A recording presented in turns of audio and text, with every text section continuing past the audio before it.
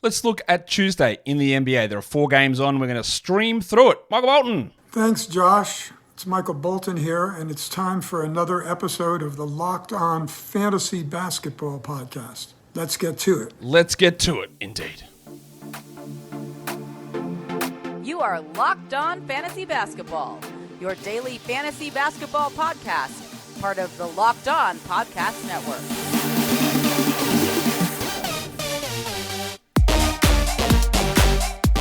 Hello and welcome to the Locked On Fantasy Basketball Podcast, brought to you by Basketball Monster. My name is Josh Lloyd and I am your mum's hall pass. I'm also the lead fantasy analyst at basketballmonster.com, and you can find me on Twitter as always at redrock_bball, on TikTok at redrock_bball, and on Instagram at Locked On Fantasy Basketball. Today's episode is brought to you by FanDuel. Make every moment more. Right now, new customers get $150 in bonus bets with any winning $5 bet. That's $150 if your bet wins. Visit FanDuel.com/LockedOn to get started. Thank you also for making Locked On Fantasy Basketball your first listen every day. We are free and we are available on all platforms, so double bang it, hit the thumb, hit the bell, and of course, subscribe as we get into the final 3 weeks of the NBA season. We are here to talk about Tuesday. There are only the 4 games on. It's an important streaming day. I'll reiterate this. When I talk about the streaming value of players, I am under the assumption that you have a full roster on Monday, Wednesday, Friday, Sunday. You may not. And if you don't, well, you've got to make those adjustments. I cannot possibly provide value for I've actually got free on Monday, but I'm full up on Wednesday, Friday, Sunday, but I'm actually full Monday, and now I'm free Friday somehow. It's very, very hard to do that. So we give general overviews, we give schedule overviews, we give value overviews, but the individual thing where I have to make a cutoff somewhere, and my cutoff is if there's 10 games on a day, then majority of people have a full roster, and that's where we sit Monday, Wednesday, Friday, Sunday. Cool? Okay. Let's talk games. You definitely don't have a full roster on Tuesday. There are only 4 games on, so I think we'll be all right. First game we look at is the Golden State Warriors and the Miami Heat. The Warriors play Tuesday, then Wednesday, Friday, Sunday, so they do have 3 more games, but they're all on high-volume days. The Heat go Tuesday and then not again until Friday and Sunday on the higher volume days there as well. We know that Tyler Hero is out. We know Duncan Robinson's out. I wouldn't expect either of those guys back this week, to be honest. Jaime Jaquez, Caleb Martin are both questionable, or Kevin Love has been out for a while. We've got him questionable as well, so he could be returning. For the Warriors, what we need to watch is Chris Paul, because the minutes for Chris have not been particularly strong, and if it wasn't for this game here, I would have said you probably want to move on in the playoffs. But he is here. They do play, so you hold. But let's see if he sits at 23 again, I don't think that that's a hold rest of week. For the Heat, Bam Adebayo, it's more just about Bam's usage, his assist rate, his shooting numbers, which have had some real dips. So I want to be paying a little bit of attention to that and how he steps up with other players out. In terms of guys getting boosted, while Trace Jackson-Davis keeps getting boosts, keeps getting good minutes, keeps hurting your free throws, but keeps doing everything else really well. And then for the Heat, with Hero out, with Robinson out, with the potential absence of Jaquez, Martin, and Love, Haywood Highsmith could be interesting.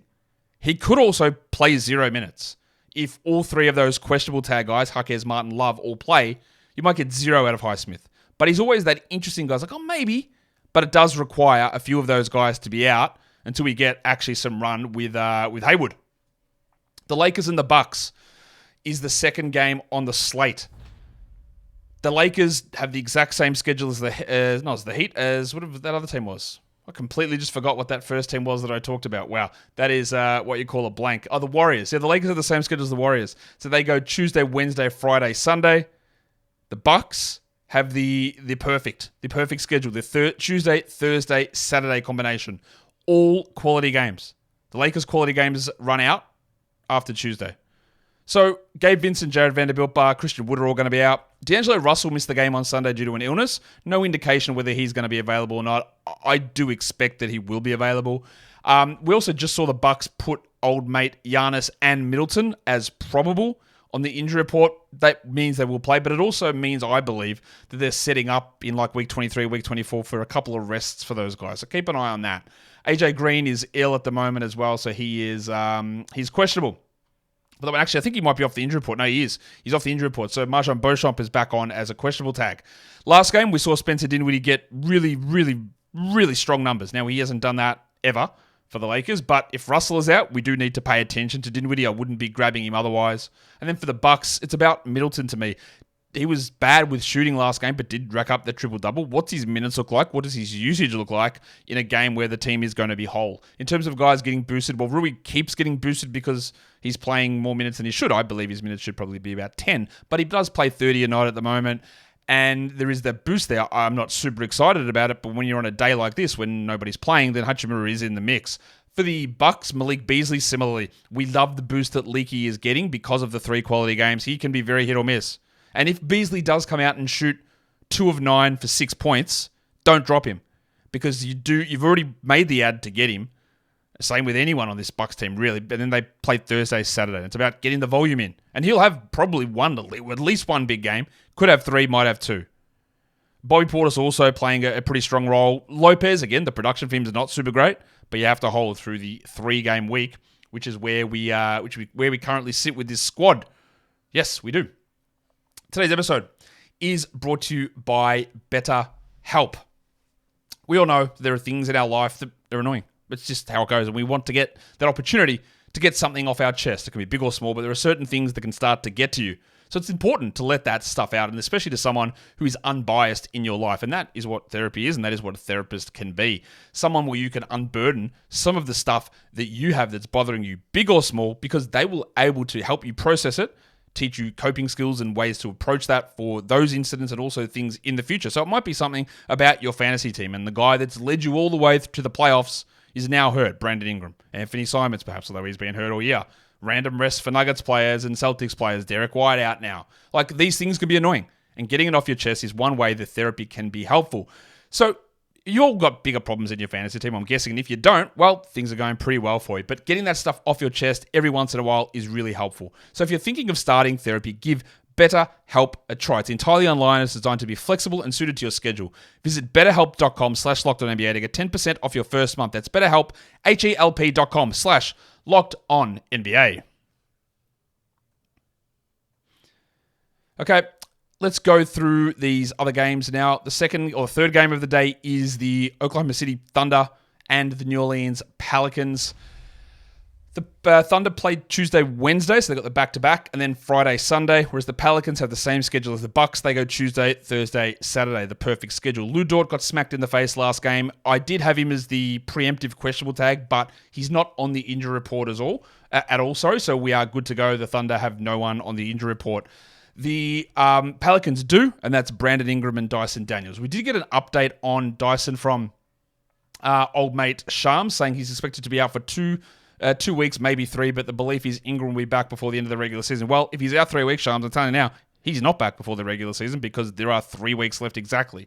So you're looking at that final week of the NBA season, somewhere between 2 and 3 weeks, around the 10th of April, 8th of April, maybe for Ingram to return. Daniels, I'm going to guess, is a similar sort of time frame there. For the Thunder, I do want to see Cason Wallace, who did step up with Lou Dort being hurt last game and them getting smashed. He is really just a desperation steals type streamer, but this is the week that you've got to start looking at the desperation guys. And we know that Kaysen gets 20 minutes or so a night. We all know Josh Giddey's getting his 24, 25. But Kaysen and Isaiah Joe are probably the more stable guys coming off that bench. And Gordon Hayward, even though he's trash. But at least we got stability in minutes. For the Pelicans, Najee Marshall, really good last game. 14 points, 8 rebounds. He can get you some steals. He can hit you some threes. Much like when talking about the Bucks guys, though, with these Pelicans players, whether it's Najee Marshall or Jose Alvarado or Larry Nance, they're probably your 3 ones you're targeting. If they have a poor game on Tuesday, don't drop them. You don't gain anything from that. Unless you've just got so many ads to burn because they play on Thursday and Saturday as well. Josh Giddey continues to get this boost, and I don't know if this is true. I haven't actually looked into it. Maybe I should have. But I highlighted last week on the Fantasy Trend Show, talking about how Shai Gilgeous-Alexander had taken a step backwards lately. And I saw yesterday that somebody, I don't remember who it was, tweeted out a graph of Shai's EPM and how it has dipped over the last 3 to 4 weeks. Coincidentally, in those last 3 to 4 weeks, Josh Giddey's usage and production has gone up. I don't know. Is Giddey taking more of the ball away from Shai? I don't know. But Giddey has turned into a guy that in 24 minutes you go, I don't want to roster him. And now in 24 minutes, he's a top 80 guy. That's really interesting. For the Pelicans, I've got CJ McCollum there as getting boosted. Just so you're aware, his minutes his usage, his assist rate are all through the roof without Ingram. He was borderline droppable for the last 4 weeks before the Ingram injury. And now everything is through the roof. You got Marshall, you got Alvarado. You're not getting much Jordan Hawkins. You're getting a lot of Larry Nance. But those are the three main guys. Alvarado, Nance, and Marshall, with the guys that are already rostered like CJ getting that significant bump up as well. The last game is an interesting one. It's Dallas and Sacramento. The problem is both of these teams are coming in on a back-to-back on Monday. So they both go Monday, Tuesday. Then Dallas don't play again until Friday and then Sunday. And the Kings, well, actually, they have the exact same schedule. Friday, Sunday as well. So your fringe Mavericks and Kings guys, they're great to use on Tuesday. A lot of people said, hey, getting a King from Monday, Tuesday, back-to-back is great. It is if you had the open roster spot on Monday. Now, someone like a Keon Ellis for Sacramento, you probably would start anyway. I think he's going to be good enough in that time to do it. Who's injured? Josh Green is out. Maxi Kleber's questionable for Monday. I'm just going to guess he sits one of the back-to-back games. Trey Lyles is out. Fanta Pants is out for the regular season at least, probably the playoffs as well, honestly. And Sasha Vezenkov, he's going to come back, and I'd say play one of these 2 games from his grade 3 ankle sprain. Who's getting boosted? With Josh Green out, Dante Exum gets the boost. Sometimes it's Derek Jones. I'd feel more comfortable using Exum, but I wouldn't feel super excited about it. And then the guy who's getting the very clear boost is Keon Ellis. We saw the duality of Keon Ellis the last 2 games. Absolute monster in one of them and a 2-point dud in the one before. The reality lies somewhere in between. Where is he going to play 36 a night? Almost no chance. Look at the minutes that Kevin Huerter was playing. Sometimes 24, sometimes 27, sometimes 19. Because sometimes Malik Monk plays more. There's a whole bunch of things that old mate, tinkering legend Mike Brown does. But Alice should be on a roster. Just don't look at either of those 2 games and go, this is the expectation for Alice as we move forward. I think a lot of stuff will change with him, and relatively rapidly, to be honest. Let's take a look at the back-to-backs. Again, this is really going to be individually important for some of you not. Because with Wednesday having a million games on, I don't know how often you're going to use these players. But the 3 teams, and these are the 3 teams who have got the highest volume schedule coming up, days independent. It's the Warriors, it's the Lakers, the Thunder. They go Tuesday, Wednesday. So we are targeting all these Tuesday teams, and then they go again on Wednesday. But will you use a Brandon Pajemski? Would you use a Chris Paul? I think you probably would use a Trace Jackson Davis from the Warriors, but would you use a Spencer Dinwiddie, a Rui Hachimura? Definitely not. Cam Reddish, Taurean Prince, no. Would you use a Lou Dort? Would you use Gordon Hayward or Cason Wallace on Wednesday? Almost definitely not as well. But they are on the back-to-back, so it is important that I do go ahead and mention that. Today's episode is also brought to you by FanDuel Sportsbook. Get buckets with your first bet on FanDuel, America's #1 sportsbook, because right now new customers get $150 in bonus bets with any winning $5 bet. That's $150 if your bet wins. So bet on all of your favorite NBA teams and NBA players with live same-game parlays, quick bets, exclusive props, futures for players and for teams, individual money lines and totals and spreads. All of that stuff is always available over on FanDuel. Get your action in on the tournament as well, men's and women's that's going on. You can check all of that out over at FanDuel. So go to FanDuel.com/lockedon to shoot your shot. FanDuel is an official sportsbook partner of the NBA, and don't forget to gamble responsibly. Okay. Let's look at the rest of the scheduling for the week. For the next 4 days, Tuesday, Wednesday, Thursday, Friday, there are 2 low-volume days in there, Tuesday, Thursday. The only 2 teams who play that combination are the Bucks and the Pelicans. We know that. But yeah, when we look at 3 games in 4 nights, they don't appear because they only have 2 games in 4 nights, but their schedule is better than these other guys. But the Warriors, Lakers, Thunder, they do go 3 games in 4 nights. So whether you can use them Wednesday or Friday, I've got no idea. But you can have a look on your roster and have a look that they are sort of bunched in here. The teams that have stinking schedules, Boston, Memphis, Toronto, just 1 game in the next 4 nights, Tuesday through to Friday. Now, Boston is going to be, looks like sitting guys every single game. There's someone out at all points. Derek White's out for today. Memphis, like literally who knows? There could be random stuff happening at any point. In Toronto, there's a million options in Toronto, but only the 1 game makes it hard to feel any level of, imagine wanting to trust Javon Freeman Liberty or Kobe Simmons. I don't think I'd want to do that, but they're a pretty rough schedule for those guys coming up. For the next 6 nights, like I said, it's the same. It's the Warriors, it's the Lakers, it's the Thunder. They've got 4 games in 6 nights, the most out of anybody. There are 8 teams that have 2 games in 6 nights: Boston, Detroit, Indiana, Memphis, Phoenix, Portland, and Toronto. Bad schedules, which for teams like Detroit and Portland and Memphis and Toronto, where you're getting the random silly season legends like a Jalen Duran or a Chemezi Metu or Delano Banton, Jabari Walker, only having 2 games in 6 nights when it's going to be iffy who plays anyway, makes them a little bit harder to feel reliable with. Now, like, I feel okay that Duran's not going to play, so Wiseman is okay to roster, but only 2 games in 6 nights? I would probably use him on the high volume days. Yeah, that's true, but yeah, like, is it? That's not a huge amount of games. But again, your own individual team and how everyone else looks on your roster will be important to note. And honestly, when we look at the next 8 days, of course it's honestly, why wouldn't it be honestly? Tuesday through to Tuesday next week, it's literally the exact same stuff. The exact same teams who have 4 games in 6 nights also have 5 games in 8 nights. Golden State, Lakers, and Thunder. The same teams that have 2 games in 6 nights also have 3 games in 8 nights. Boston, Detroit, Indiana, Memphis, Phoenix, Portland, Toronto. So the exact same schedule for those teams, either 6 nights or 8 nights, and we also saw that in 4 nights, it's the same for the Warriors, Lakers, and Thunder. A lot of similarity in the schedules for these teams. If we go back to Tuesday for the individual stream options for a Yahoo Points League, and the ESPN Points League list is going to be the same. We're looking at Trace Jackson-Davis. We are looking at PJ Washington. If he was dropped, rightfully so, with a 2-game week, you can use him now, and he'd definitely be startable on the Tuesday. You've got Jose Alvarado and Larry Nance Jr. You can also throw Najee Marshall into that mix as a Yahoo Points streamer for Tuesday. Keon Ellis looks pretty good, as does, again, I don't think Brandon Podziemski's a must-roster guy, but with only 8 teams playing and at least, let's say 20 minutes guaranteed for Podziemski, might be more, you feel okay about utilizing him in your roster for at least this Tuesday. The ESPN list, like I said, it is exactly the same names on that list. For category leagues, if we're looking to stream in the points category, I've got one that's a standard league available guy, one that's a deeper league guy. We're looking at Harrison Barnes. Sorry. We're looking at the pencil, Harrison Barnes. Barnesy.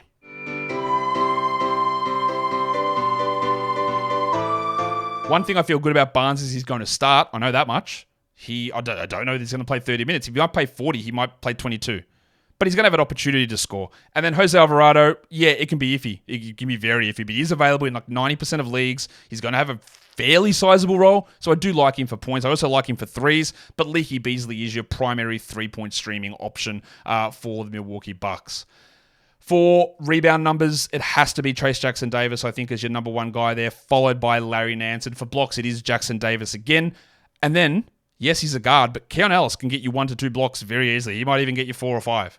He is a great defensive stats streamer, more so for steals, but he can chime in with the blocks. So then when we look at guard stats, don't be surprised that you see Keon Ellis' name there again. When we're talking assists, it's Alvarado and Podziemski is the 2 guys I'm looking at there. But for steals, it's Alvarado and it's Keon Ellis. So we're seeing a lot of repeat names.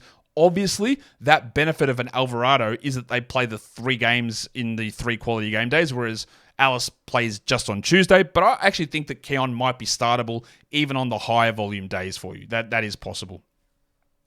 If you're looking at percentage streaming, it's Trace Jackson-Davis. For deeper formats, very deep, Jackson Hayes. He's going to get some backup minutes. He might go 3 of 3 from the field. And then for free throws, yeah, he's bad at the moment, but Tim Hardaway Jr. is usually a pretty good free throw guy. There is occasionally he can jump up to 22, 23 minutes. What if they sit somebody on the back-to-back, Dallas, and it won't be Tim? Maybe. And then Jose Alvarado is a pretty good free throw shooter as well. And that is the end of a really short daily look ahead show because there is only the 4 games on. Be really cautious about your moves. Maximize games played. Be making sure that when you add someone that you actually will start them on days later in the week versus switching out one player for another to get a very marginal benefit. That is important because getting these extra games in.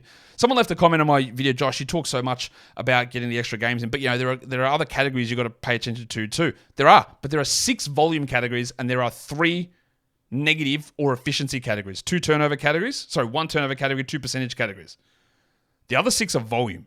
So if you get 8 more, 9 more games in your opponent, if you end up losing the percentages, and there is no guarantee that you do just from getting volume in, yeah, you probably do lose turnover, but you've got such a massive chance of winning the other volume categories that is the winning strategy for the majority of time in fantasy playoffs. Yes, you can have a really strong percentage base on both of them. That's hard to do with low turnovers. Low turnovers usually means you're losing points and assists off the bat already, and then you're relying upon the variability of low volume stats like steals and blocks. So you might get them, absolutely, but we know they're all over the shop. You might have been relying upon Jose Alvarado for steals, and I said he's a good steals guy. He's also been really bad at steals lately. That happens. that leads, I believe, into way more risk in terms of getting those numbers up in a fantasy playoff scenario. But, I don't know if I said this already, but hit the thumb up, subscribe, ring the bell, and guys, we are done here. Thank you so much for listening, everyone. See ya.